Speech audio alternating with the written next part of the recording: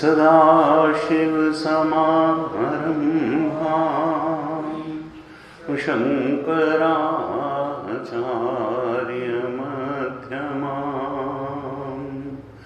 अस्मदाचार्यपर्यन्तां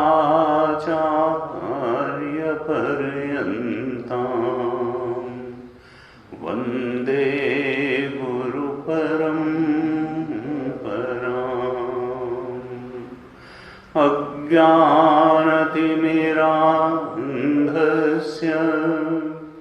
ज्ञानाञ्जनशलाकया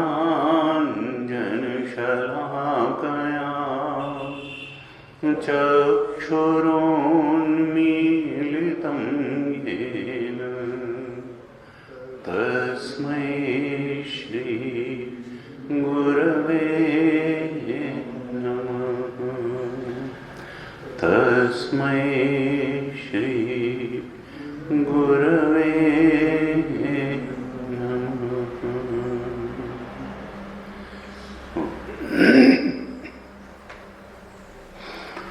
87 श्लोक से पाठ करते हैं। 87 श्लोक 87 हाथ हो रही है। एवं आत्मनि अविज्ञातः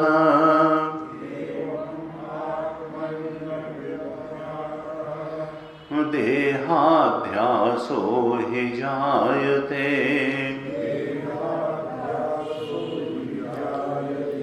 स एव आत्मपरिज्ञानात्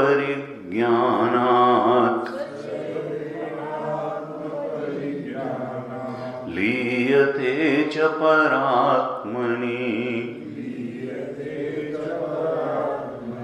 ये सर्वम् आत्मतया ज्ञातम् जगत्स्थावर जंगमम् अभावात् सर्वभावानां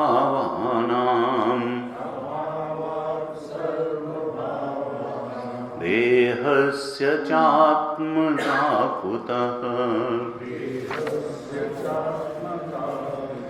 आत्मानं सततं जानन् कालं नयमहामते। प्रारब्धम् अखिलं भुञ्जन्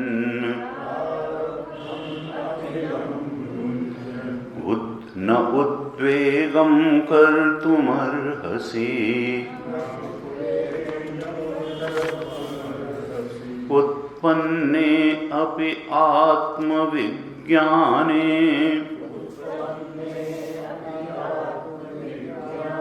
प्रारब्धं नैव मुञ्चति इति यच्छ्रूयते शास्त्रे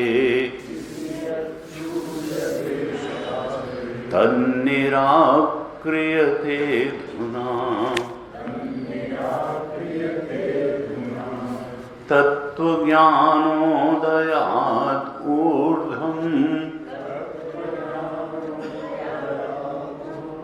प्रारब्धं नैव विद्यते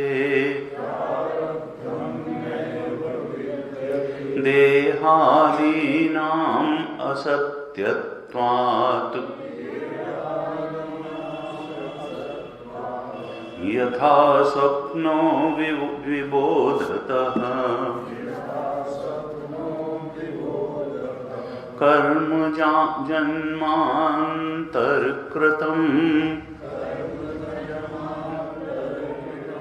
प्रारब्धमिति कीर्तितम् तत्तु जन्मान्तर अभावात् पुंसः नैवास्ति करिचित् स्वप्नदेहो यथाध्यस्तः तथैवायं हि देहकः अध्यस्तस्य कुतो जन्म जन्माभावे हि तत्कुतः उपादानं प्रपञ्चस्य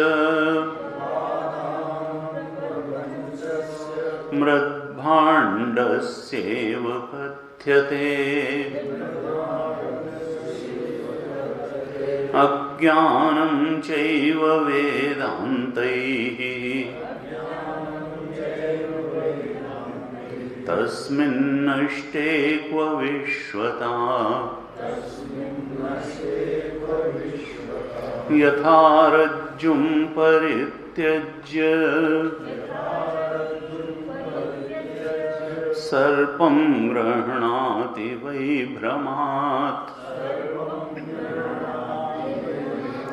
तद्वत् सत्यम् अविज्ञाय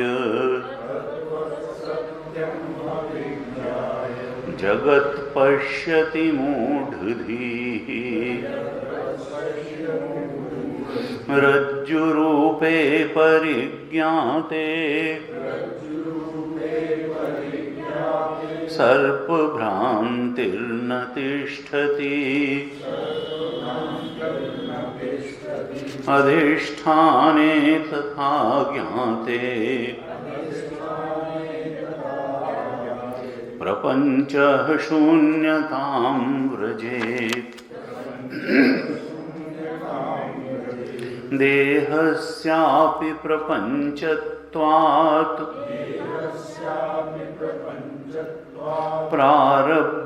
प्रारब्धावस्थितिः कुतः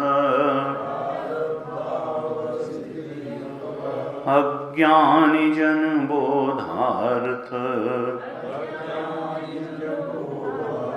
प्रारब्धं वक्ति वै श्रुतिः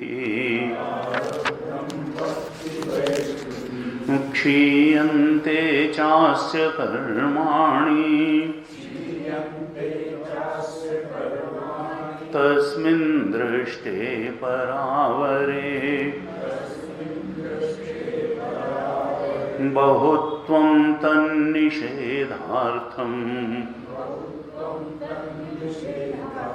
श्रुत्या गीतं च यत्स्फुटम्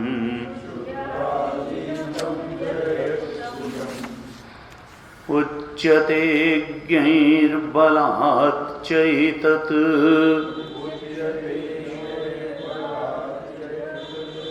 उच्यते ज्ञैर्बलात् चैतत्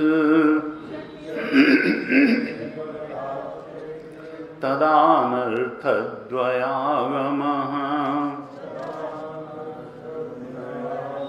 वेदान्तमतहानं च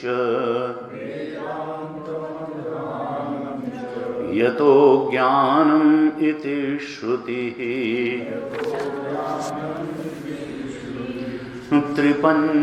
त्रिपञ्चाङ्गान्यथो वक्षे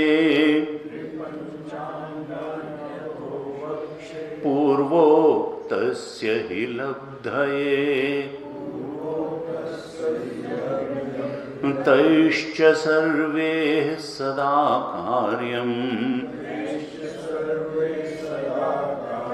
निदिध्यासनमेव तु नित्याभ्यासाद्रिते प्राप्तिः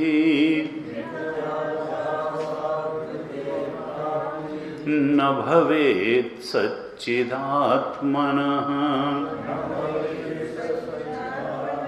तस्माद् ब्रह्म निदिध्यासेत् जिज्ञासुः श्रेयसे चिरम् यमो हि नियमस्त्यागः मौनं देशश्च कालता आसनं मूलबन्धश्च देहसाम्यं च दृक्स्थितिः प्राणसंयमनं चैव प्रत्याहारश्च धारणा आत्मध्यानं समाधिश्च प्रोक्तानि अंगानि वै क्रमात् प्रोक्तानि अंगानि वै क्रमात्।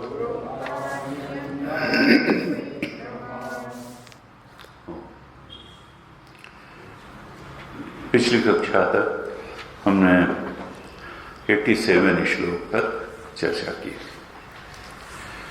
हमने देखा कि 70 से और 86 श्लोक तक 12 और 5 17 श्लोकों में पिछले 70 to 86 भगवान शंकराचार्य ने ये सिद्ध किया विभिन्न दृष्टांतों के माध्यम से कि शरीर आत्मा नहीं है।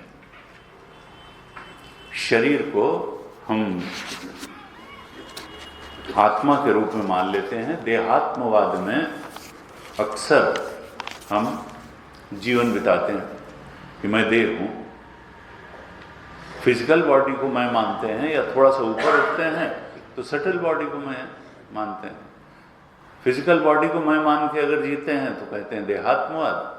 सटल बॉडी को मैं मान के जीते हैं तो कहते हैं जीवात्मवाद, क्योंकि उस व्यक्ति की यह मान्यता होती है कि नहीं, सूक्ष्म शरीर तो पहले भी किसी शरीर में था और आगे भी रहेगा, तो जीव का तो संसरण है।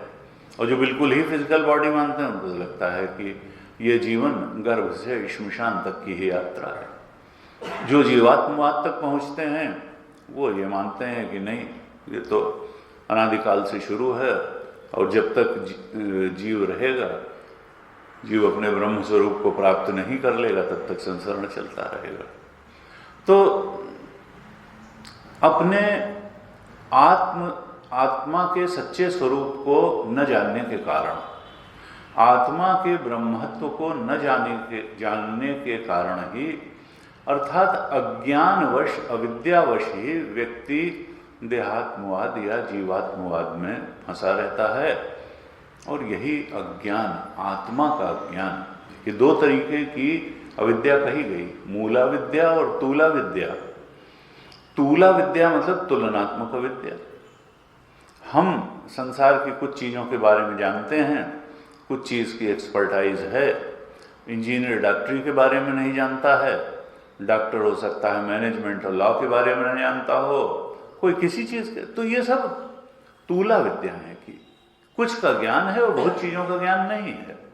लेकिन संसार की विद्याओं को न जानना, उनका अज्ञान होना, शास्त्र में कहा यह तुला विद्या है, तुलनात्मक अविद्या है। एक व्यक्ति के कंपैरिजन में दूसरे आदमी को अज्ञान है। एक व्यक्ति एक फील्ड का एक्सपर्ट हो सकता है तो दूसरा उस फील्ड का अज्ञानी हो सकता है। लेकिन इससे शास्त्र कहता है कि मुक्ति का कोई संबंध नहीं सांसारिक विद्याओं से। जो मूला विद्या है, मूल अज्ञान है, वो क्या है? वो अपने आत्मा का ही अज्ञान है। वो न लॉ जानने से दूर होगा, न मैनेजमेंट जानने से दूर होगा, न दवाइयाँ जानने से दूर होगा, न रोग पहचानने से दूर होगा, न पुल बनाने की कला जानने से दूर होगा। वो जो मूल अज्ञान है वो तो आत्मा के सच्चे स्वरूप का अज्ञान है। जब तक वो अज्ञान नष्ट नहीं होगा तो हम या देहात्म भाव में फंसे रहेंगे या जीवात्म भाव में फंसे रहेंगे और ये संसरण चालू रहेगा। हम सुख दुख में हिचकोले खाते रहेंगे और हम इसी को अपनी नियति और सत्य मान करके चलते रहेंगे। देह सत्य है, संसार सत्य। तो कहा देखो, मूल अज्ञान जो है, मूल अविद्या जो है, आत्मा के ब्रह्मत्व का अज्ञान, ये दूर होना चाहिए। और 70 श्लोक से 86 श्लोक तक विभिन्न प्रकार से दृष्टांतों को दे करके भगवान शंकराचार्य ने बताया कि देखो, ये सत्य तो आत्मा ही है जो इस देह और जीव का अधिष्ठान है और जो जगत का भी अधिष्ठान है, वो ब्रह्म सत्य है। ये आत्म तत्व सच्चिदानंद स्वरूप आत्मा के अतिरिक्त जो कुछ भी है वो नाम रूप का आरोपण है, अर्थात प्रतीति है। अगर सत्य एक और अद्वितीय है, एकम एव अद्वितीयम है सत्य, तो इसका मतलब है कि उस सत्य के अलावा दूसरी जो भी चीज अनुभव में आ रही है या व्यवहार में आ रही है वो प्रतीति मात्र है। उसके साथ व्यवहार करने वाला भी प्रतीति मात्र है, जिसके साथ व्यवहार हो रहा है वो भी प्रतीति मात्र है, और जो व्यवहार हो रहा है वो व्यवहार भी प्रतीति मात्र है। जिन इंद्रियों द्वारा व्यवहार हो रहा है वो इंद्रियों की भी कोई वास्तविक सत्ता नहीं है। जिन विषयों के साथ व्यवहार हो रहा है उन विषयों की भी कोई वास्तविक सत्ता नहीं है। और जीव या जीव चेतन जो हमारे अंदर ज्ञाता, दृष्टा, भोक्ता, विज्ञाता, मनता है, उसका भी कोई न तो प्रमाता है का कोई रियल एग्जिस्टेंस है, न प्रमाण का कोई रियल एग्जिस्टेंस है, न प्रमेय का कोई रियल एग्जिस्टेंस है, और न ये जो प्रमाण हैं 5 आँख, नाक, कान, जीभ, क्या इनका कोई रियल एग्जिस्टेंस। ये हमने ब्रह्मसूत्र और मांडूक्य सब में चर्चा की थी कि जो 4 चीज़ों को हम आर्य सत्य मान के बैठते हैं, प्रमाता, प्रमाण, प्रमेय और प्रमा, और इसको सत्य ज्ञान मान लेते हैं। कहा नहीं, ये प्रमा सत्य नहीं है। प्रमा जो है वो तो आत्मा के ब्रह्मत्व की जब प्रमा बनेगी तो वही प्रमा है। बाकी जिसको हम प्रमा मान के बैठते हैं, प्रमा का अर्थ निश्चित ज्ञान, वो निश्चित विश्चित ज्ञान नहीं है, वो अज्ञानी चेतन द्वारा प्रतीति का ज्ञान है, जगत रूप प्रतीति का ज्ञान है। तो कहा देखो, प्रतीति को ही सत्य मान लेना ये मूढ़ता है। हमको जो अधिष्ठान ब्रह्म तत्व है, सब कुछ का अधिष्ठान, उसके यथार्थ स्वरूप को जान करके उसके सत्यत्व के बोध में प्रतिष्ठित होना है। इस अज्ञान के निवारण के लिए ही भगवान शंकराचार्य ने ये 70 से लेकर के 86 तक 17 श्लोकों में ये अनेक प्रकार से सिद्ध किया कि देखो साधक, तुम शरीर को आत्मा मान करके मत बैठो। कहते हैं कि देखो ऐसा हम क्यों मानते हैं और सत्य को सत्य मानने से बचने की कोशिश क्यों करते हैं। अखंडानंद जी महाराज कहते थे ऐसा नहीं है कि मनुष्य के पास बुद्धि की कमी है, वास्तविकता यह है कि बुद्धि को सही जगह लगाना नहीं चाहता है। क्यों नहीं लगाना चाहता है? क्योंकि अभ्यासगत दोष के कारण और जन्म जन्मांतर से पड़े हुए अभ्यासगत दोष के कारण जिन चीजों को वो सरल और सुखद मानता चला आया है वहीं बुद्धि लगाने में उसको आसानी लगती है। नहीं, इस मान्यता के साथ जीना ठीक है, इसको सत्य मान करके जीना ठीक है, आसक्ति के साथ ही जीना ठीक है, आसक्ति छोड़ करके जीना कठिन है और दुखद भी है। क्योंकि धारा के विपरीत बहने में थोड़ा बल लगाना पड़ता है। जिस चीज की आसक्ति सहज रूप में हमारे अंदर है उस आसक्ति को छोड़ करके जीना भले ज्ञानी कहे कि सरल सुखद है, लेकिन हमको लगता है कि आसक्ति के साथ जीना सरल भी है और सुखद भी है। क्यों? अविद्याजन्य जो अभ्यासगत दोष है आसक्ति के साथ जीने का, इसके कारण यह समझ बनाना, यह दृष्टि बनाना कि हम ब्रह्म स्वरूप हैं, यह कठिन लगता है। क्योंकि जब तक हम अपने संसार को सत्य मानेंगे, देह को सत्य मानेंगे, कामनाओं को सत्य मानेंगे, कामना की पूर्ति को सत्य मानेंगे, उसमें सुख मानेंगे, तब तक हम ब्रह्मानंद से, स्वरूपानंद से वंचित रहेंगे। यह मन रिक्त होना चाहिए। रिक्त मन ही सत्य को ग्रहण कर सकता है। अब किससे रिक्त होना चाहिए? कहा अज्ञान एक अजीब सा शब्द है, लेकिन अज्ञान वास्तव में कहते हैं वासना पुंज को ही अज्ञान कहते हैं। अज्ञान की ज्यादा स्पष्ट परिभाषा है वासना पुंज।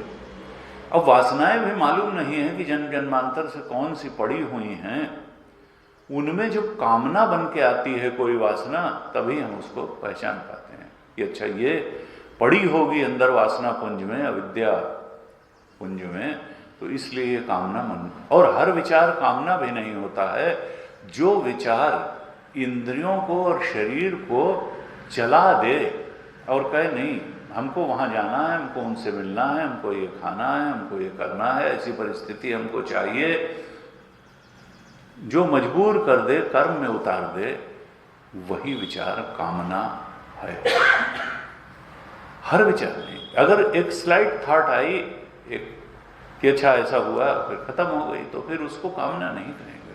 कामना तो वही है जो कर्म में उतार दे। इसीलिए बार बार शास्त्रों में कहा अविद्या, कामना, कर्म, ये तीनों साथ साथ चलेंगे। कर्म हो रहा है इसका मतलब कामना थी, और कामना आई है इसका मतलब अविद्या पुंज या वासना पुंज से ही निकल करके कामना आई है। कभी न कभी हमने उस वासना को अर्जित किया होगा और इसलिए अब उस वासना पुंज से कामना निकल करके आ गई। ये जो वासना पुंज है इसको सीधे एकदम से खत्म करना तो संभव नहीं है, लेकिन जो जो कामना आए उसको बहुत महत्व न दे करके, ये जानते हुए कि देखो कामना अज्ञान से उपजी है, इस कामना का कोई बहुत महत्व नहीं है, और जिस चीज की कामना हो रही है उसका भी कोई बहुत, क्योंकि आत्मा के अलावा सब नाम रूप का आरोपण ही है। अनात्म का कोई वास्तविक अस्तित्व ही नहीं होता है। इस प्रकार से अगर बार बार हम चिंतन करेंगे कि अनात्म अगर अपने को सत्य और सुखद और महत्वपूर्ण हमको भाषित करा रहा है, तो ये दुख देने के लिए ऐसा कर रहा है। सारे संतों ने कहा ये कामना सुखी करने के लिए नहीं आई है। बुद्ध को बुद्धत्व यही है। पहला जो आर्य सत्य उन्होंने 4 में बताया वो यही कहा कि desire is mother of pain. कामना दुख की जननी है, इच्छा दुख की जननी है। तो वास्तविकता यह है कि इच्छा लगता है कि सुखी करने आई और पूरी होने पर कुछ समय तक लगता भी है, लेकिन ये ही संस्पर्शजा होगा दुख न वेवते आद्यंतवंता कौन्ते न तेषुरम, गीता ने कहा न तेषुरम ते बुधा। वो जान लेता है कि इच्छा कोई शाश्वत शांति शाश्वत सुख नहीं देगी। शाश्वत शांति और शाश्वत सुख तो आत्मा के ब्रह्मत्व के बोध में प्रतिष्ठित होकर के ही पाया जा सकता है।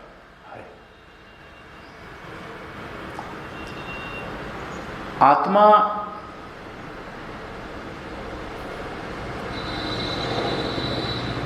अर्थात आनंद चेतन, आनंद स्वरूप है आत्मा और चेतन स्वरूप है आत्मा। हमारा अपना आपा आनंद स्वरूप है, चेतन स्वरूप है और सत्य स्वरूप है। सच्चिदानंद को उल्टा कर दें तो आनंद चेतन जो है वही सत्य है, उसके अलावा कुछ सत्य नहीं है, असत्य है, उसकी असत्ता है, सत्तावान नहीं है, लगता है कि बहुत ठोस सत्ता है। जो आनंद चेतन है वह उसी की सत्ता है, वही सत्स्वरूप है। और इसके अलावा जो कुछ भी है वो त्रिगुण से ही उपजा हुआ है। त्रिगुण का मतलब माया त्रिगुणात्मक है। माया का मतलब जिसका कोई अपना रियल एग्जिस्टेंस नहीं है, जो ब्रह्माश्रया माया है, जो अपने अस्तित्व के लिए उसी ब्रह्म पर आश्रित है, जो अधिष्ठान है। अर्थात अघटित घटनापटीय सी माया, जो कुछ हो नहीं रहा है उसको घटा हुआ दिखा देती है, जो महत्वपूर्ण नहीं है उसको महत्वपूर्ण दिखा देती है, जो सत्य नहीं है उसको सत्य दिखा देती है, और जो दुखद है उसको सुखद दिखा देती है। ऐसी ये माया जो है। और जीव माया के चक्कर में परेशान होता है, माया से उत्पन्न जगत को सत्य मानता है, सुखद मानता है, आकर्षक मानता है, जबकि जगत का अधिष्ठान ब्रह्म ही आनंद स्वरूप है, वही सुखद है, वही चेतन है और वही सत्य है। ये माया एक तरफ से उसी ब्रह्म हमारे स्वरूप को ढक करके और हमको जीव के रूप में अपनी अनुभूति करा के नचाती है। अविद्या माया हमारे ब्रह्म स्वरूप को ढक करके हमको जीव के रूप में अनुभव करा करके कामनाएं पैदा करके नचाती है, भटकाती है, अनेक अनेक जन्मों से भटका रही है। और कहाँ भटकाती है? जगत में, जहां दिखाई देता है वहीं खोजता है। ईश्वर की उपाधि जो माया है वो ईश्वर के ज्ञान को ढकती नहीं है। भगवान शंकराचार्य ने तत्वबोध में यही ईश चेतन और जीव चेतन में अंतर बताया है। तो दोनों का स्वरूप ब्रह्म स्वरूप है, शुद्ध आनंद, शुद्ध चेतन, शुद्ध सत्ता है दोनों की, लेकिन माया की उपाधि से वही ब्रह्म ईश्वर के रूप में होता है और अविद्या की उपाधि से वही ब्रह्म जीव के रूप में अनुभव में आता है। हमारी उपाधि अविद्या हमारे अधिष्ठान सच्चिदानंद स्वरूप को ढक देती है और जो सत्य नहीं है उसको दिखाती है। ईश्वर की उपाधि माया उसके अधिष्ठान को ढकती नहीं। ईश्वर अपनी माया को नियंत्रण में लेकर के माया से काम लेता है और हमारी अविद्या हमारे स्वरूप को नियंत्रण में लेकर के और हमको भटकाती है। ये अविद्या को जाना चाहिए, अपने प्रयास से जाना चाहिए, ईश्वर की कृपा से जाना चाहिए, गुरु की कृपा से जाना चाहिए और शास्त्र की कृपा से जाना चाहिए। और ये चली जाती है। 87 श्लोक में कहा, एवं आत्मनि अविद्यातः देहाध्यास ही जायते। जब आत्मा के सच्चे स्वरूप को एवं अर्थात 70 से 86 श्लोक तक जिस प्रकार से आत्मा का स्वरूप बताया गया, एवं आत्मनि अविद्या, इस प्रकार से आत्मा के ब्रह्मत्व को नहीं जान लिया जाता है। अगर आत्मा के ब्रह्मत्व का अज्ञान रहता है तो देहाध्यासो ही जायते, तो देह का अध्यास उत्पन्न होता है। अध्यास का अर्थ क्या है? रज्जु सर्प के दृष्टांत में रस्सी है अधिष्ठान और सर्प है अध्यास। अर्थात अध्यास का अधिष्ठान से अलग कोई स्वतंत्र अस्तित्व नहीं होता है। अज्ञानी की दृष्टि में अधिष्ठान ही अध्यास के रूप में प्रतीत होता है। वास्तविक अस्तित्व अधिष्ठान का होता है, लेकिन अज्ञानी की दृष्टि में चूंकि अधिष्ठान का सच्चा स्वरूप छिप जाता है, इसलिए वही अधिष्ठान सुपर इम्पोजिशन जो है सर्प के रूप में अनुभव, किसी को माला के रूप में, किसी को भूछिद्र के रूप में। अध्यास में अंतर हो सकता है, अनेकता हो सकती है, अधिष्ठान तो का स्वरूप वही होता है। इस संसार को देखने की दृष्टियों में अनेकता हो सकती है, संसार में अनेकता हो सकती है, लेकिन इसका अधिष्ठान अनेक नहीं है। जीव की वृत्तियों, प्रवृत्तियों, वासनाओं, कामनाओं में अनेकता हो सकती है, उसकी लंबाई, चौड़ाई, वजन में अनेकता, लेकिन जो उसका अधिष्ठान आत्मा है वो तो एक जैसा ही सबका सच्चिदानंद है। कहा एवं आत्मनि अविद्याता, जो 70 से 86 श्लोक तक बात बताई गई कि शरीर आत्मा नहीं है, आत्मा इसके परे है, उस तरह से आत्मा को अगर नहीं जाना तो देहाध्यासो ही जायते, तो फिर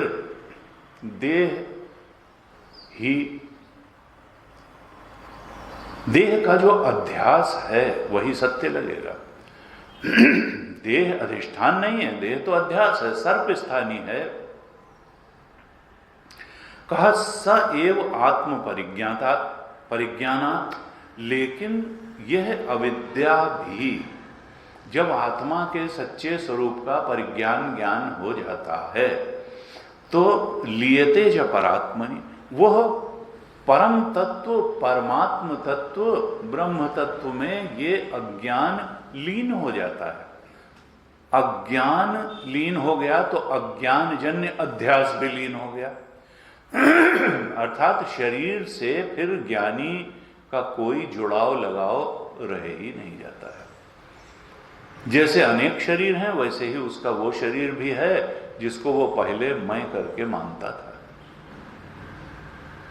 अज्ञान, आत्मा के सच्चे स्वरूप का ज्ञान होने पर ये जो अविद्या है ये ब्रह्म तत्व में, परमात्मा में लीन हो जाती है। हमने पिछली कक्षा में भी चर्चा की थी कि नियम यही है वेदांत का कि जो अध्यस्त वस्तु होती है वो अधिष्ठान में जरा सी भी नहीं होती है। जैसे रस्सी में सांप वास्तव में तिल मात्र भी नहीं है, लेश मात्र भी नहीं, प्रतीति है अज्ञानी की दृष्टि। इसी प्रकार से आत्मा में ये जीवत्व, ये सूक्ष्म शरीर, ये स्थूल शरीर, ये लेश मात्र भी नहीं है। इसीलिए एक बार खत्म होने के बाद इसको अंधकार की तरह से प्रकाश आने के बाद ढूंढने की जरूरत नहीं होती कि अंधकार गया कहाँ। इसी प्रकार से एक बार खत्म होने के बाद कहीं नहीं ये मिलेगा कि ये गया कहाँ। क्यों? क्योंकि इसका कोई वास्तविक अस्तित्व ही नहीं था। ये तो कर्मों के कारण पंचभूतों का एक आकार मात्र था और उस आकार को एक नाम दे दिया गया था। असल में जैसे ही वो कर्म की पूंजी, प्रारब्ध कहें, वो समाप्त हुई तो ये बिखर करके फिर पंचभूत में लीन हो गया। इसीलिए इसको कोई न्यू क्रिएशन वेदांत नहीं मानता है, पंचभूत तक ही क्रिएशन मानता है। ये तो केवल एक पंचभूत को एक आकार दे दिया गया है। ये फिर आकार कर्म की जोर से पंचभूत एक आकार विशेष में बंध गए हैं एक समय विशेष के लिए। जैसे ही वो कर्म की पूंजी समाप्त होगी तो ये पंचभूत फिर पंचभूत में मिल जाएंगे। तो जाने न कुछ आया था न कुछ गया, केवल पंचभूत एक जो है वो घड़ा बनने के पहले भी मिट्टी था, जब घड़ा है तो भी मिट्टी है, जब फूटेगा तो उसके बाद भी मिट्टी है। न कोई नई चीज क्रिएट हुई थी न कोई नष्ट होने की बात है। तो कहा कि वो अज्ञान आत्मज्ञान होने पर यह विद्या परमात्मा में लीन हो जाती है, क्योंकि जो अध्यस्त होता है वो अधिष्ठान में वास्तव में होता ही नहीं। अगर ये देह भी अध्यास है तो इसका मतलब क्या है? सर्प स्थानीय है कि आत्मा में कहीं है वह नहीं। अज्ञान के कारण बहुत सत्य और महत्वपूर्ण लग रहा है, लेकिन यह है नहीं। और समष्टि में भी यही बात सत्य है। समष्टि में भी है तो ब्रह्म तत्व ही, न प्रकृति है, न महत्तत्व है, न अहंकार है, न पंचभूत हैं। असल में ब्रह्म तत्व सच्चिदानंद ब्रह्म के अलावा कुछ नहीं है। उसके अलावा सब अज्ञान जन्य प्रतीति मात्र है, अध्यसित है। ये शरीर भी अध्यास रूप है। ये जीवत्व जो अहम वृत्ति है ये भी अध्यास रूप है। जागृत स्वप्न सुषुप्ति की अवस्थाएं भी अध्यास रूप है। आत्मा में इन सब का कोई वास्तविक अस्तित्व नहीं।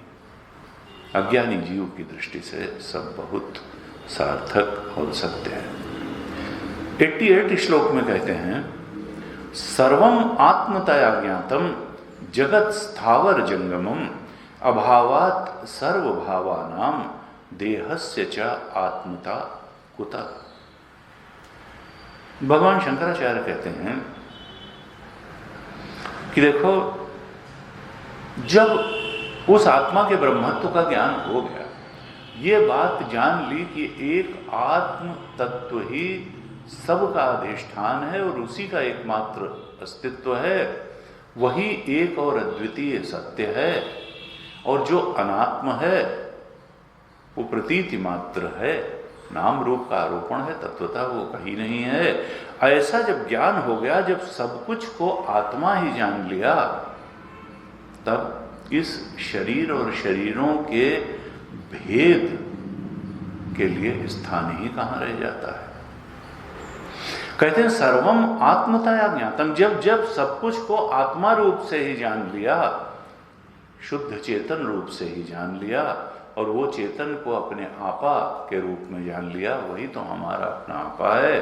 सर्वम आत्मतया ज्ञातम जगत स्थावर जंगम, जो चल अचल जगत है, चराचर जगत, पेड़ पौधा पत्थर जो चलते नहीं है, स्थिर है, अचर है, और जो चल जगत है, पक्षी पशु मनुष्य, चर अचर स्थावर और जंगम, सारे जगत को जब आत्म रूप से ही जान लिया तो अभावात सर्वभावानाम, तब फिर भेदों का अभाव हो गया, कोई भेद रहा ही नहीं।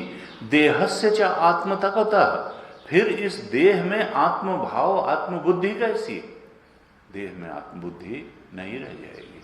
आत्मा के सच्चे स्वरूप का ज्ञान होने पर न तो जगत में सत्यत्व बुद्धि रह जाएगी और न देह में आत्म बुद्धि रह जाएगी। शरीर में मैं भाव नहीं रहेगा, देहात्म भाव से ज्ञानी ऊपर उठ जाएगा। जिसको आत्मा के सच्चे स्वरूप का ज्ञान हुआ वो शरीर में आत्मबुद्धि नहीं कर सकता है। अपने से भिन्न उसके लिए दूसरा कोई रहा ही नहीं। गीता जी में कहा 6ठे अध्याय में, सर्वभूतस्थमात्मानं सर्वभूतानि चात्मनि ईक्षते योग युक्तात्मा सर्वत्र समदर्शन। गीता जी में समदर्शन की बड़ी प्रशंसा की गई है और यही तो उपलब्धि। समदृष्टि, समदृष्टि का मतलब ऐसा नहीं है कि बाहर से ज्ञानी नहीं जानता ये स्त्री है, ये पुरुष है, ये बैल है, ये नहीं। समदृष्टि का मतलब जो अधिष्ठान रूप में समदृष्टि, कि आत्मा में सब कुछ है और सब कुछ में आत्मा है। सर्वभूतस्थम आत्मान, सारे भूत हमारी इसी ब्रह्म चेतन में स्थित हैं। सर्वभूतस्थम आत्मानम, और सर्वभूतानि से, सबके अंदर जो चेतन है वो हमारा ही चेतन है, अर्थात भेद नहीं है, अलगाव कुछ है ही नहीं। ज्ञानी के लिए परायापन है ही नहीं, कोई पराया है ही नहीं, भेद ही नहीं। सर्वभूतस्थमात्मानम सर्वभूतानि च आत्मनि ईक्षते योग युक्त आत्मा, जो योग युक्त है अर्थात सत्य के बोध में, आत्मा के ब्रह्मत्व के बोध में प्रतिष्ठित है। ईक्षते, उसकी दृष्टि कैसी होती है, ईक्षण दृष्टि कैसी होती, एक दृष्टि का ही सवाल है। हमारी अभी देह दृष्टि है, ब्रह्म दृष्टि बनाना है। दृष्टि बनाना ही वेदांत का लक्ष्य है, दृष्टि में परिवर्तन हो, देह दृष्टि से ऊपर उठ करके ब्रह्म दृष्टि हो जाए, वह इतनी बात है। लेकिन इसके लिए बहुत साधना की आवश्यकता है, क्योंकि अभ्यासगत दोष के कारण जन्म जन्मांतर से हमारी देह दृष्टि ही बनी हुई है, और ब्रह्म दृष्टि जो सत्य दृष्टि है वो बनी ही नहीं पा रही। अप्रोच बदलने की ही खाली बात है, वेदांत कहता है, इसीलिए कहता है। और ये कैसे बनेगा, अज्ञान जाएगा और ज्ञान दृष्टि, वही ब्रह्म दृष्टि ज्ञान दृष्टि, और जीव दृष्टि या देह दृष्टि अज्ञान दृष्टि है। संसार में सत्यत्व के बोध की दृष्टि अज्ञान दृष्टि, ब्रह्मत्व में सत्य की दृष्टि ज्ञान दृष्टि। तुलसीदास जी ने कहा, ज्ञान नयन निरखत मन माना, जब ज्ञान नयन से देखा जाता है तब फिर सत्य चीज दिखाई देती है, तब राम जी की ही सत्ता दिखाई देती है। जगत झूठा दिखाई देता है। झूठो सत्य जाहे बिनु जाने, जीव भुजंग बिनु रज पहचाने, यही जाने जुग जाए हेराई, जागे जथा सपन। राम जी की सत्ता को अपनी आत्मा के रूप में जानने पर जगत की सत्ता झूठ होती है। तो कहा कि देखो, जब ऐसे जान लिया, ईक्षते योग युक्त आत्मा सर्वत्र समदर्शना, उस योगी की समदृष्टि हो जाती है। वो सब जगह एक चेतन का पसारा दिखता है, और चेतन ही तो आनंद है, और आनंद ही सत्य है। ऐसे 88 श्लोक में कहा। अब 89 श्लोक में कहते हैं, आत्मानं सततम जानन कालम नय महामते, प्रारब्धम अखिलम भंजन न उद्वेगम कर्तुम अर्हसि। भगवान शंकराचार्य कहते हैं कि देखो,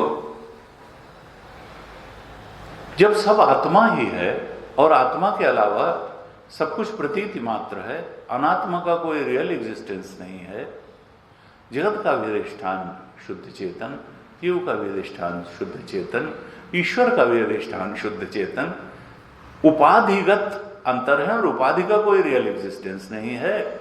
माया की उपाधि से वही ब्रह्म ईश्वर के रूप में अनुभव में आता है और कर्म भी करता है। जड़ता की उपाधि से वही ब्रह्म संसार के रूप में अनुभव में आता है, और अज्ञान की, अविद्या की उपाधि से वही ब्रह्म जीव के रूप में अनुभव। असल में तत्व तो एक ही है, ईश्वर का, जगत का और जीव का अधिष्ठान तो एक है, ब्रह्म तत्व। कहा, जब सबका आत्मा एक ही है और सब कुछ आत्मा ही है, तो फिर अब जिसने ये जान लिया, जो आत्मज्ञानी ब्रह्मज्ञानी संत है, तो उसके लिए, ब्रह्मज्ञानी के लिए तो शास्त्र कोई विधान करता नहीं है। वो बालवत रहे, उन्मत्तवत रहे, जैसे रहे। योग रतो वा भोग रतो वा संग रतो वा संग विहीनम, यस्य ब्रह्मणि रमते चित्तम नंदति नंदति नंदत्येव। भगवान शंकराचार्य ने भज गोविंद। योग रतो वा भोग रतो वा, वो योगी की भांति भी रह सकता है और भोगी की भांति भी रहता दिख सकता है। क्योंकि वो तो रहता नहीं, वो तो आत्मा में ही रमण करता है, आत्म स्थिति में ही रहता है। बाहर से अन्य लोगों को वो योगी वेश में और योगी रहनी में भी रहता दिख सकता है, और भोग करने वाले परिवेश में और भोगी की रहनी। जनक के बारे में सुखदेव भी कंफ्यूज हो गए थे, ये तो इतना काम करते हैं और देखो इनका रनिवास भी है और इनका ये भी है, ये कैसे आत्मज्ञानी और ब्रह्मज्ञानी हो सकते हैं। हमारे पिताजी ने कहाँ भेज दिया ये राजा के पास ब्रह्म ज्ञान लेने, और फिर जैसे कहा तो कहा योग रतो वा भोग रतो वा संग रतो वा संग, हो सकता है बिल्कुल वैराग्यवान रहने में, अवधूत वेश में, किसी से बात ना करता हो जड़ भरत की तरीके से, और या बिल्कुल संग में। गुरुदेव तो कितने लोगों से घिरे रहते थे, जहां जाते थे सैकड़ों लोग पीछे पीछे रहते थे। संग तपोवन जी महाराज किसी से वास्ता ही रखना पसंद नहीं करते थे, पैदल हिमाच्छादित चोटियों में घूम रहे हैं। एक बार नेपाल के राजा ने कहा कि भाई हमारे मेहमान बन करके आप कैलाश मानसरोवर की यात्रा करिए। उन्होंने पालकी भेजी, तमाम खानसामे और किचन और सब, एक दिन रहे, रात में सोए। उन्होंने कहा अरे इतना बंधन है, ये तो इतना लाव लश्कर पालकी सेवक, ये कहाँ फंसे महाराज। रात में 2 बजे चुपचाप उठे और उठ करके चले गए कि इस सब पता ही नहीं चला कि वो चले कहाँ गए। जो चीजें लोगों को बहुत आकर्षित लगी उनको जो है संग रतो नहीं संग विहीनम, उनके संत को यही स्वाभाविक थी कि भाई संग विहीनम, दूर दूर तक कोई ना हो, हिमाच्छादित चोटियां हो, अपने आत्मरमण में चले जा रहे। योग रतो वा भोग रतो वा संग रतो वा संग, यस्य ब्रह्मण रमते, उसके रमण का स्थान बाहर संसार नहीं है, संसार के विषय नहीं है, कामना पूर्ति से रमण नहीं। यस्य ब्रह्मण रमते, वो तो ब्रह्मानंद में रमण कर रहा है। नंदति नंदति नंद, वो तो हमेशा रमण ही कर रहा है। इसीलिए कहते हैं कि जब रासलीला का प्रसंग आता है तो गोपियों ने तो कृष्ण रमण किया, जीव तो परमात्मा रमण करता है, राम रमण करता है, लेकिन कृष्ण ने गोपी रमण नहीं किया, उन्होंने कृष्ण रमण ही किया, उन्होंने आत्म रमण ही किया। उसके लिए दूसरा कोई है ही नहीं आत्मा के अलावा, तो वो पर रमण कहां से करेगा। रास लीला में कृष्ण का आत्मरमण ही हुआ। हां, जीव अर्थात हमारी ही सद्वृत्तियां वो तो निश्चित रूप से परमात्मा रमण के लिए ही उद्धत होती हैं, और जब अंतःकरण बिल्कुल शुद्ध हो जाता है तो इस जीव की वृत्तियां परमात्मा की ओर बढ़ने, उनका चिंतन करने, उनको समर्पित हो जाने के अलावा और किसी तरफ उनकी स्वायवृत्ति नहीं जाती। इसीलिए कहते हैं कि भक्त का हृदय ही गोपी है और वो परमात्मा से रमण की तरफ बढ़ता है। तो कहा देखो ज्ञानी किस तरह से रहे ये तो शास्त्र भी आदेश नहीं कर सकता है, लेकिन साधक किस तरह से रहे उस बारे में तो शास्त्र बहुत कुछ बताता है। साधक को अपनी रहनी का बहुत ध्यान रखना चाहिए कि हमको ये करना है, क्योंकि संग्रह त्याग न भी, वैसे तो किसी में गुण दोष देखना नहीं चाहिए, क्योंकि दोनों ही माया है, गुण भी माया।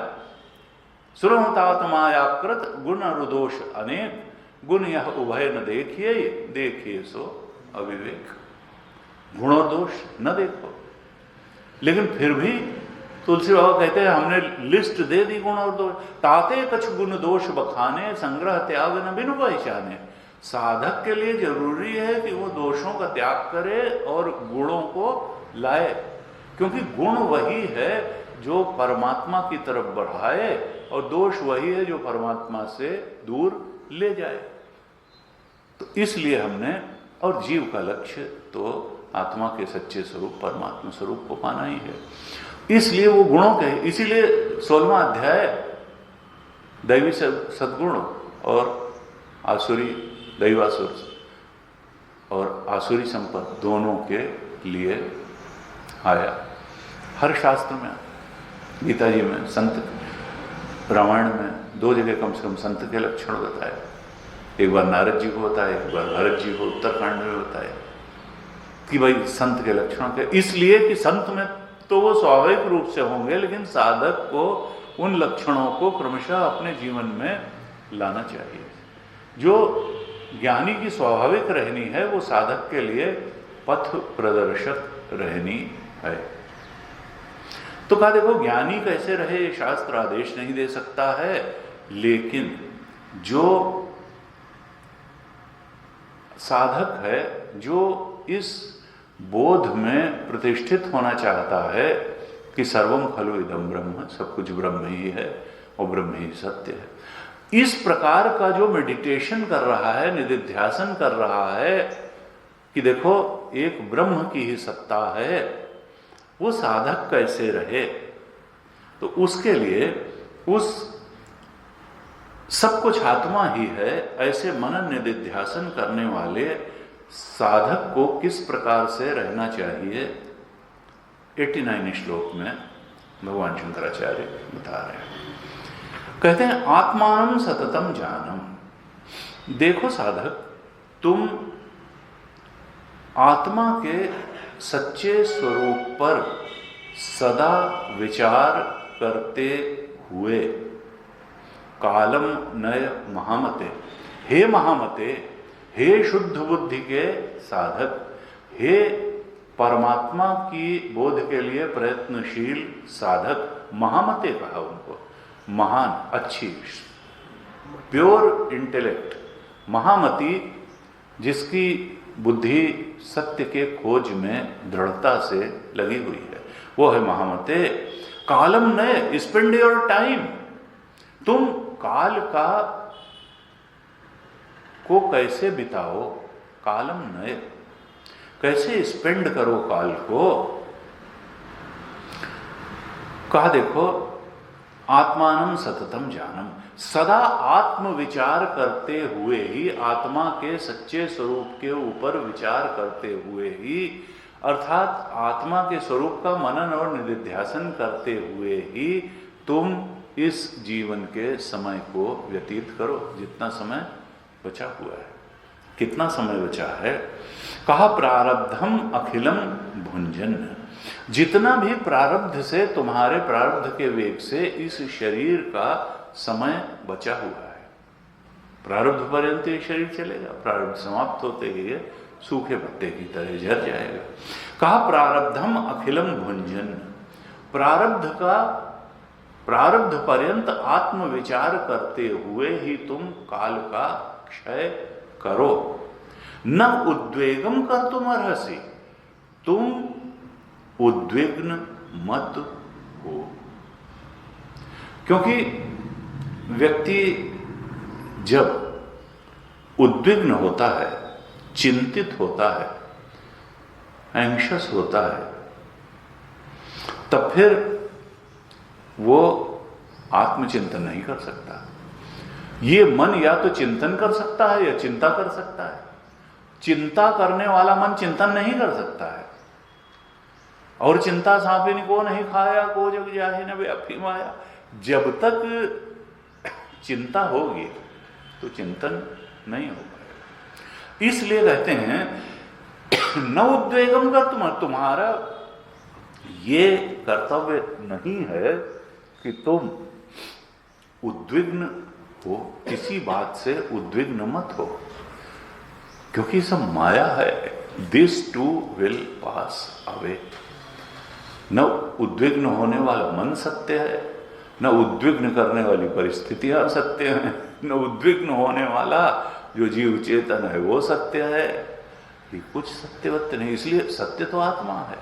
इसलिए उद्विग्न मत हो। तुम तो महामते, हे साधक, सदा आत्म विचार करते हुए ही प्रारब्धम अखिलम भुंजन, इस जो प्रारब्ध से तुमको अभी शेष जीवन का समय मिला है उसमें आत्मविचार करते हुए ही उस काल को व्यतीत करो। स्वरूप का चिंतन करते हुए, प्रारब्ध को भोगते हुए अपने समय को व्यतीत करो।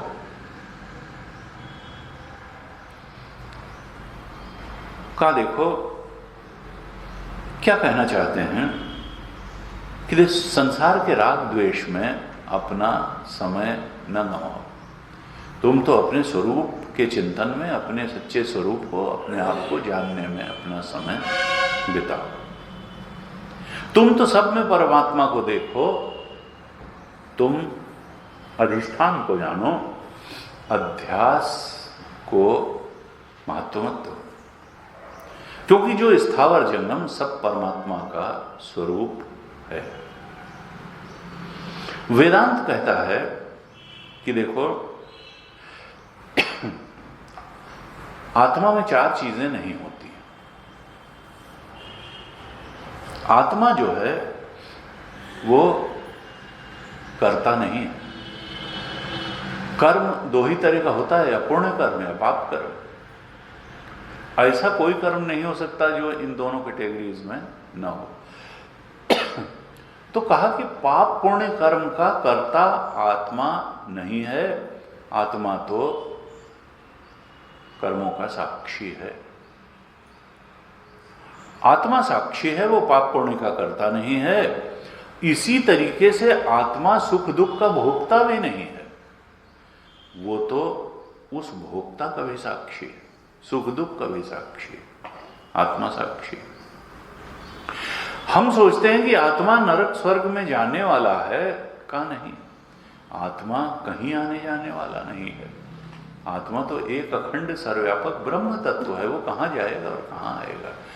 ये जब हम अज्ञान के कारण उसको जीव चेतन मानते हैं, तो समझाने के लिए शास्त्र कहता है कि वो जीवात्मा जो है कर्म के अनुसार यहाँ गया, वहाँ गया, वहाँ गया।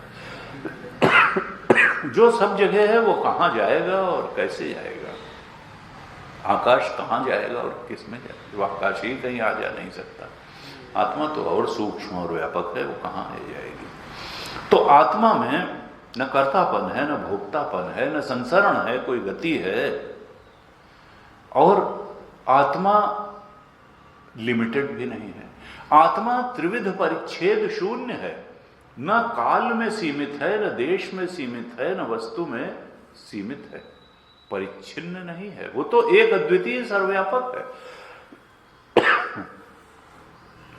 आत्मा संसारी नहीं है, आत्मा ब्रह्म है। ये दृश्य हमने पहले भी चर्चा की।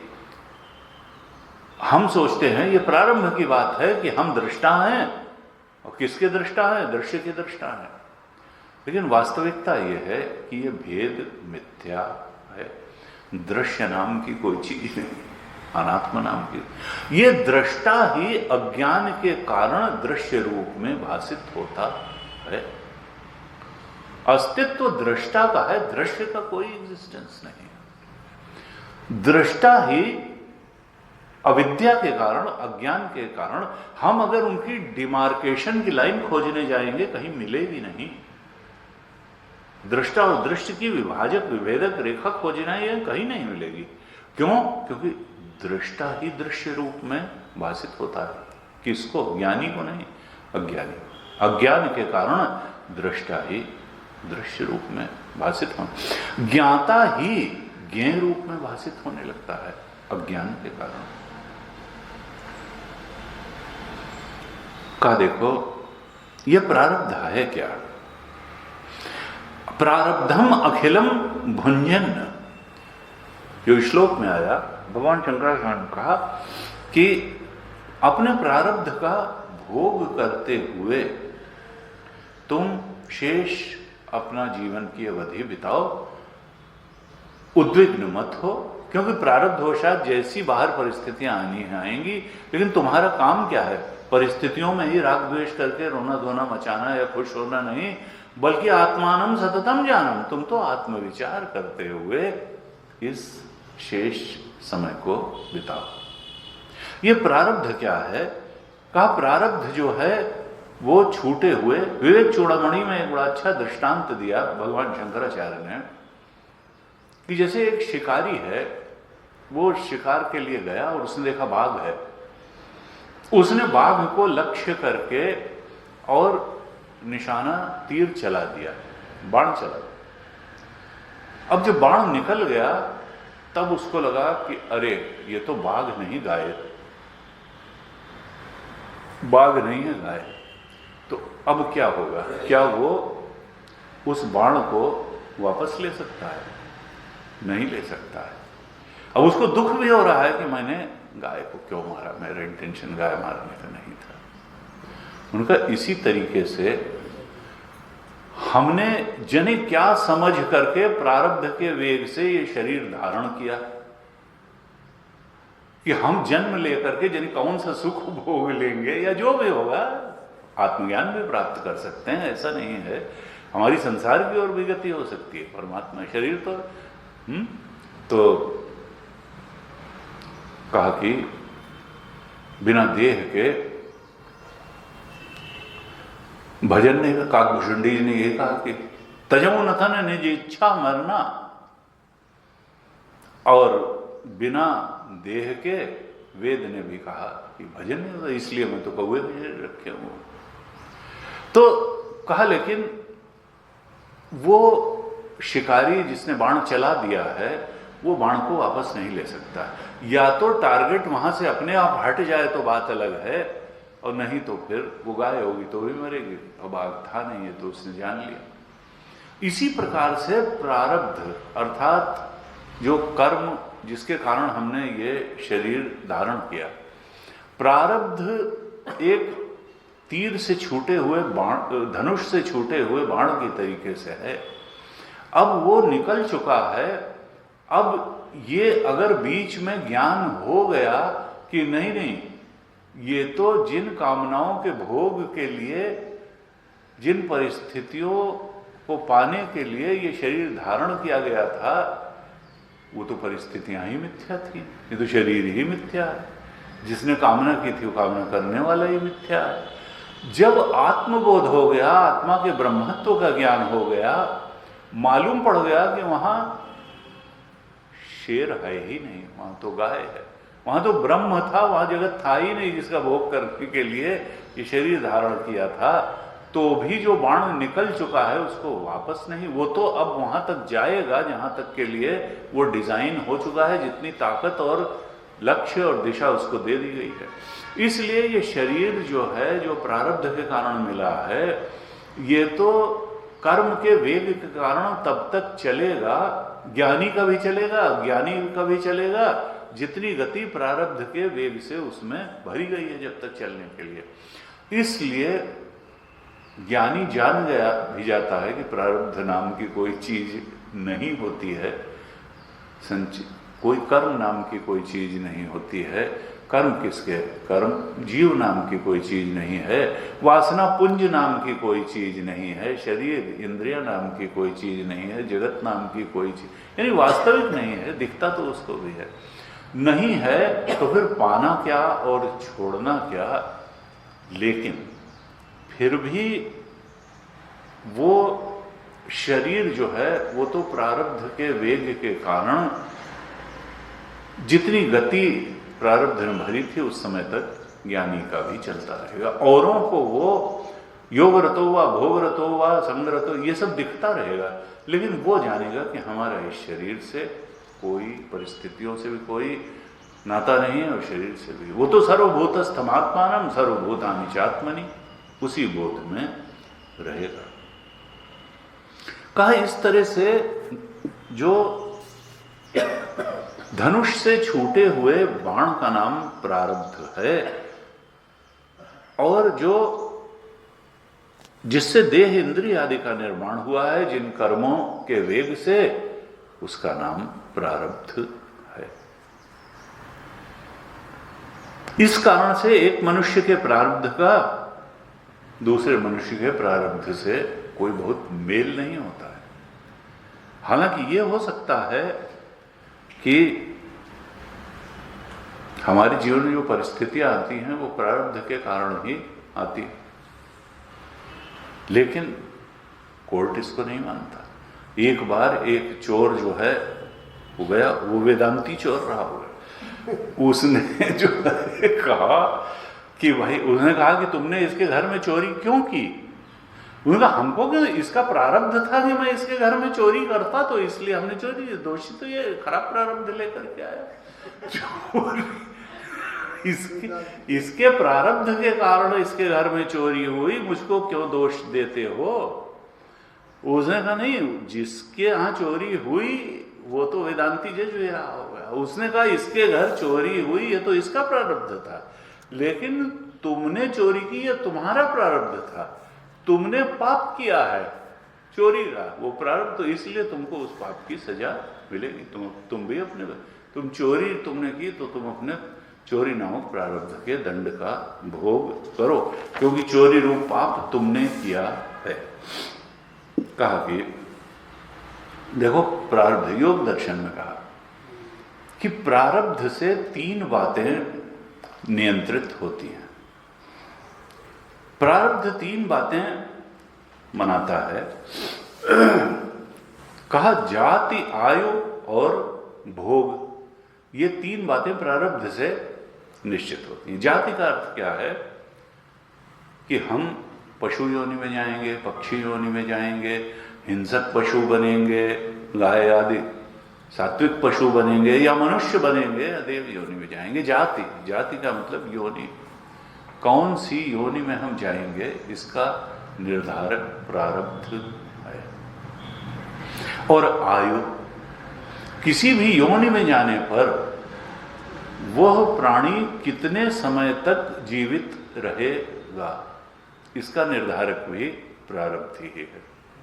तो जाति का निर्धारक प्रारब्ध है, किस योनि में जाएगा। आयु का निर्धारक भी प्रारब्ध है, और कहा भोग का निर्धारक भी प्रारब्ध है। कितने धन की प्राप्ति होगी, कितने मान की प्राप्ति होगी, किन किन रोग आएंगे, कैसे स्वास्थ्य का स्तर कब कैसा रहेगा, किन लोगों से संयोग होगा, किन लोगों का वियोग होगा, सुख और दुख के कितने कितने कैसे कैसे निमित्त बनेंगे, इन सब भोगों का नियामक भी प्रारब्ध है। ये 3 चीजें योग दर्शन ने कही, इनका नियामक प्रारब्ध ही है। हम कर्म की जो पूंजी लेके आए हैं, उसी की वजह से मनुष्य शरीर हमको मिला। ये कब तक चलेगा, यानी आयु, इसका नियामक प्रारब्ध है। हम सब पूरा अपना लेकर के आए हैं अंदर से, और यहाँ परिस्थिति अनुकूल प्रतिकूल किस प्रकार की कैसे आएंगी, संयोग वियोग किन से होगा, इसका नियामक भी प्रारब्ध है। और ये नहीं कि पूर्व जन्म के कर्म ही का भोग होता है, इस जन्म के कर्म भी प्रारब्ध के रूप में भोग देते हैं। जैसे हम जाएं और आग में हाथ डाल दें तो तुरंत जलेंगे, तो ये नहीं कि पूर्व जन्म का कोई प्रारब्ध था इसलिए हमने, वो भी हो सकता है, लेकिन जो बहुत भीषण कर्म होता है, कहते हैं वो उसके, क्योंकि कर्म परिपक्व होने के बाद फल देता है। अब वो परिपक्व जो है होने के लिए 3 घड़ी से लेकर के 3 जन्म, कितने भी जन्म, भीष्म पितामह तो कहते हैं 100 जन्म बाद हुआ, तो कितना भी काल, वो काल की कोई गणना नहीं है कि कितने समय में वो कर्म का परिपाक होगा। अभी का ही बहुत तीक्ष्ण कर्म, किसी को उठे गुस्से की पराकाष्ठा हो जाए, गोली मार दें, तो तुरंत ही जेल में जाएंगे। ये नहीं, ये पूर्व जन्म का कर्म। तो कहा कि देखो, जाति, आयु और भोग, इसका नियामक प्रारब्ध है। तो ये श्लोक में कहा 89 में कि देखो साधक, तुम्हारा मुख्य काम आत्मविचार है। जितना भी समय जीवन में बचा हुआ है वो आत्मा के स्वरूप का चिंतन करते हुए बिताओ। प्रारब्धवशात जो भी भोग जीवन में आते हैं, उद्विग्न हुए बिना उनको भोगो, उनसे परेशान मत हो, चिंतित होते हो, वो तो अपना आए हैं, आएंगे। शांत और तटस्थ भाव से जो भी सुख दुख के निमित्त आते हैं जीवन में, उसका भोग करो, उद्विग्न मत बनो, और जो तुम्हारा मूल लक्ष्य है आत्मचिंतन, आत्मविचार, उसको करते हो। ऐसे 89 श्लोक में होता है। अब 90 श्लोक में क्या कहते हैं कि एक प्रश्न भगवान शंकराचार्य ने मानो स्वयं उठाया कि भाई जब तत्वज्ञान हो जाता है, वो तो साधक के लिए बताया है 89 श्लोक में, कि तुम जो है ऐसे चिंतन करते हुए, मनन निधिध्यासन करते हुए आत्मा पे समय बिताओ। कि जो ज्ञानी है, जो तत्वज्ञानी है, तो ज्ञान होने के बाद फिर उसमें प्रारब्ध रहता है कि नहीं रहता है। बाहर से देखने में ऐसा लगता है कि अगर पुरुष को ज्ञान हुआ है तो ज्ञान होने के बाद भी उसका शरीर तो पुरुष रूप, स्त्री को हुआ तो स्त्री शरीर रहता है। तो जाति तो रहती है ज्ञान होने के बाद भी, क्योंकि 3 चीजों का नियामक बताया प्रारब्ध, जाति, आयु और भोग। तो जाति तो वही बनी रहती है ज्ञान होने के बाद भी, पुरुष तो पुरुष ही रहता है। और तत्वज्ञान होने से न कोई मर जाता है, न कोई अमर हो जाता है, अर्थात आयु भी वही बनी रहती है। प्रारब्ध ज्ञान होने के बाद जाति भी वही बनी है, आयु भी रहती है, और ऐसा दिखाई देता है कि भोग भी रहते हैं। अखंडानंद जी को कैंसर हुआ, रमण महर्षि को कैंसर हुआ, मतलब पॉजिटिव निगेटिव, गुरुदेव को भयंकर डायबिटीज, और प्लस अपना जो संसार को दिशा देने का अच्छा काम है वो भी करते रहते हैं। यानी जो शरीर के सुख दुख का भोग है वो भोग भी ज्ञानी को मिलता हुआ दिखता है, आयु भी उसकी रहती है और जाति भी रहती है। तो वही प्रारब्ध रहता है कि नहीं रहता है? ज्ञानी का प्रारब्ध रहता है कि नहीं रहता है? तो भगवान शंकराचार्य कहते हैं कि देखो, इस भ्रम में मत पड़ो कि ज्ञानी का प्रारब्ध रहता है। ज्ञानी को कोई प्रारब्ध नहीं रहता। ज्ञानी में प्रारब्ध का निराकरण अगले 4 श्लोकों में 70, 90, 91, 92, 93 इन 4 श्लोकों में भगवान शंकराचार्य इस धारणा का निराकरण कर रहे हैं कि ज्ञानी का प्रारब्ध बचा रहता है। प्रारब्ध वशात ज्ञानी कुछ सुख दुख का भोग कर ना। भगवान शंकराचार्य ने नंदति नंदति नंदते, वो प्रारब्ध कुछ नहीं, योगरतो अभोगरतो असंगरतो, वो तो हर समय नंदति नंदति। यहाँ 90 श्लोक में कहते हैं, उत्पन्ने अपि आत्मविज्ञाने प्रारब्धम न एव मुंचति इति यत् श्रूयते शास्त्रे तत् निराक्रियते अधुना। अधुना तत् निराक्रियते, अब मैं इस बात का निराकरण करने जा रहा हूं। अधुना माने अब, तत् निराक्रियते, उसका निराकरण कर रहा हूं। किसका? यत् श्रूयते शास्त्रे, जो शास्त्रों में भी सुना जाता है। उत्पन्ने अपि आत्मविज्ञाने, कि आत्मज्ञान उत्पन्न होने पर भी ज्ञानी को प्रारब्धम न एव मुंचति, प्रारब्ध नहीं छोड़ता है। कहते हैं ना कि ज्ञानी का शरीर प्रारब्ध वेग से चलता रहता है। तो कहा, ये जो शास्त्र में सुना जाता है कि ज्ञानी का भी प्रारब्ध होता है, ये बात सुनी जाती है, शास्त्र में ही सुनी जाती है। ये बात कैसे और क्यों गलत है, और किन लोगों के लिए शास्त्र अगर ज्ञानी में भी प्रारब्ध रहने की बात कहता है तो किन लोगों के लिए कहता है और क्यों कहता है, इसको मैं बताने जा रहा हूं। और ये तो पहले ही कह दिया कि इसका निराकरण करूंगा मैं कि ज्ञानी में प्रारब्ध रहता है। अब क्या कहते हैं 91 श्लोक में निराकरण कैसे कर रहे हैं? कहते हैं, तत्व ज्ञान उदयात ऊर्ध्वम प्रारब्धम नैव विद्यते देहादि नाम असत्यत्वात् यथा स्वप्नः विबोधत। तत्व ज्ञान उदयात ऊर्ध्वम, ऊर्ध्वम का मतलब पश्चात। किसके पश्चात? तत्व ज्ञान उदय होने के पश्चात, यानी तत्व ज्ञान के बाद, आफ्टर अटेनिंग सेल्फ रियलाइजेशन। तत्व ज्ञान उदयात ऊर्ध्वम प्रारब्धम न एव विद्यते, प्रारब्ध नहीं रह जाता है। तत्व ज्ञान होने के बाद प्रारब्ध का नाश हो जाता है, प्रारब्ध नहीं रह जाता है। तो फिर स्थिति क्या बनती है? कहते हैं देहादि नाम असत्यत्वात्। आत्मज्ञान होने के बाद देह आदि की सत्ता ही नहीं रहती। ये जान जाते हैं कि ज्ञानी जान जाता है कि देह आदि असत्यत्वात्, इसकी तो कोई सत्ता ही नहीं थी, देह आदि का कोई रियल एग्जिस्टेंस ही नहीं था, इसकी तो असत्ता थी।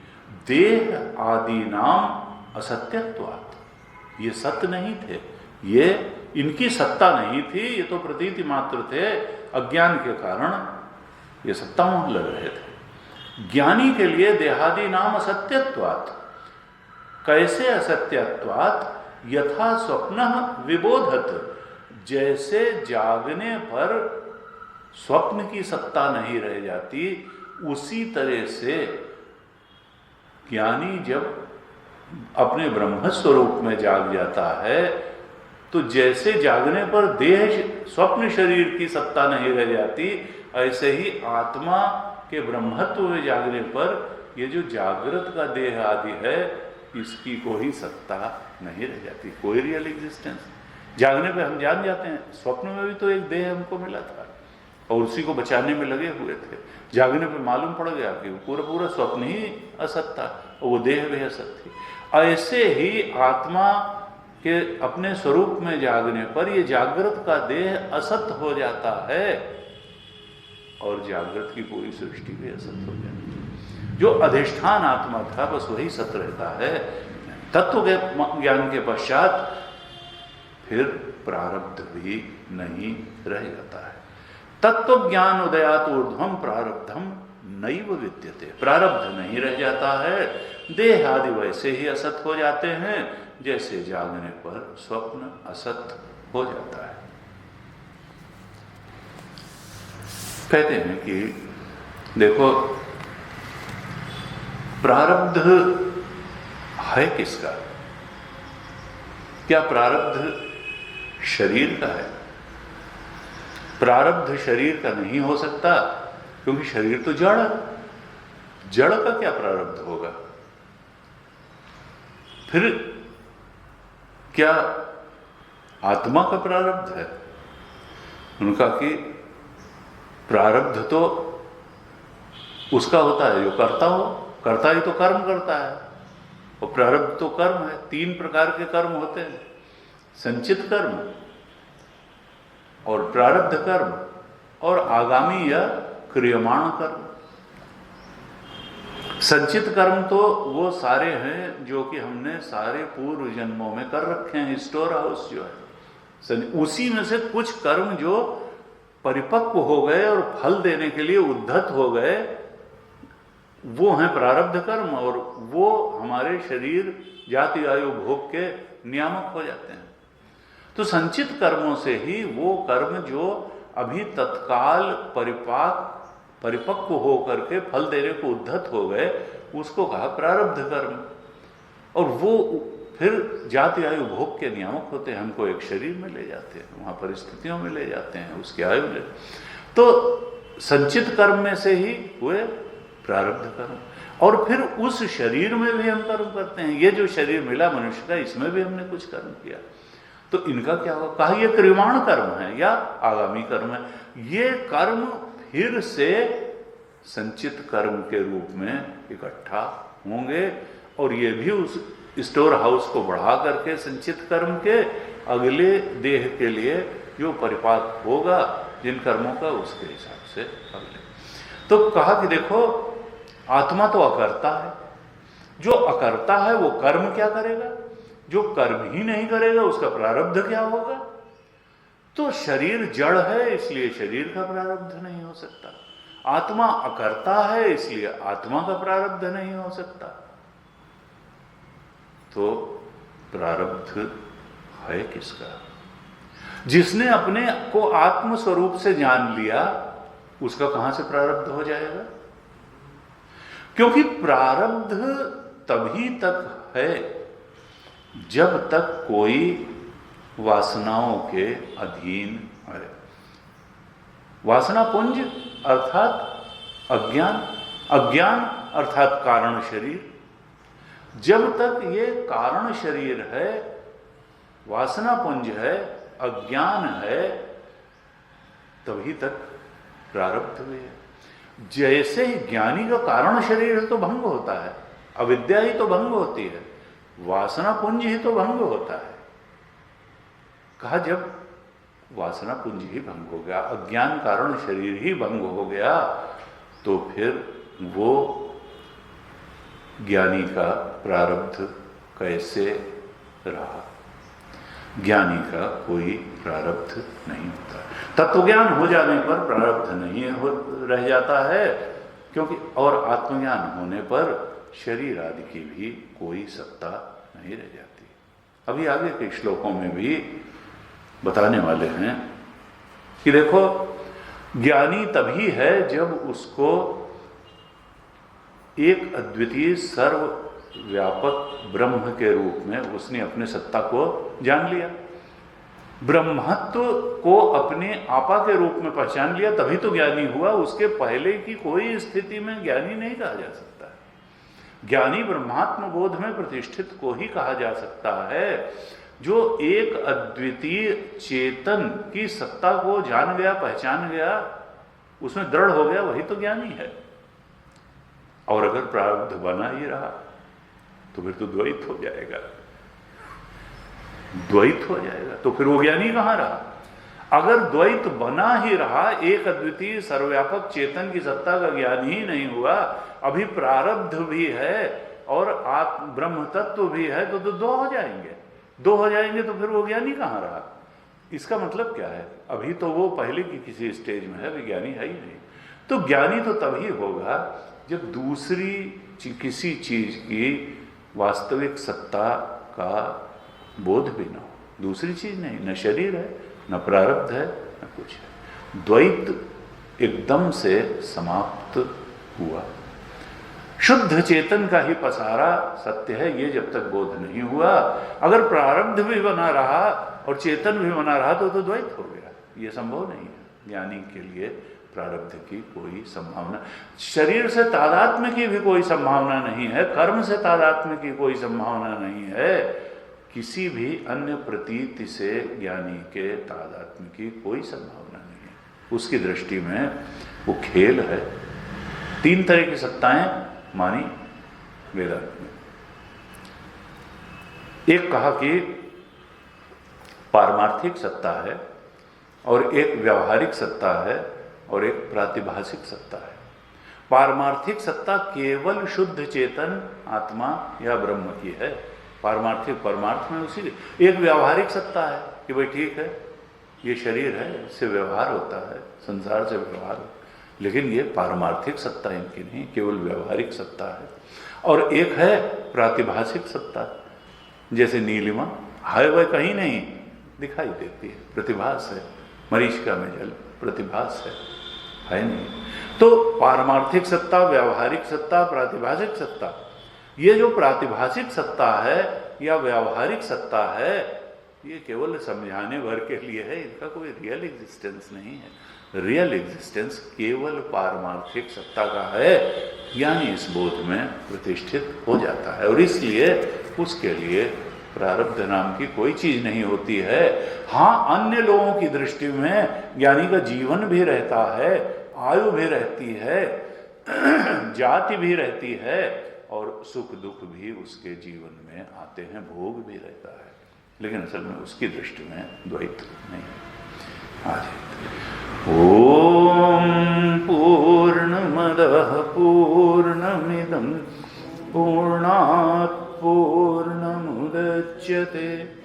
पूर्णस्य पूर्णमादाय पूर्णमेवावशिष्यते। ओम शांति शांति शांति। हरि ओम। श्री गुरुभ्यो नमः। हरि ओम।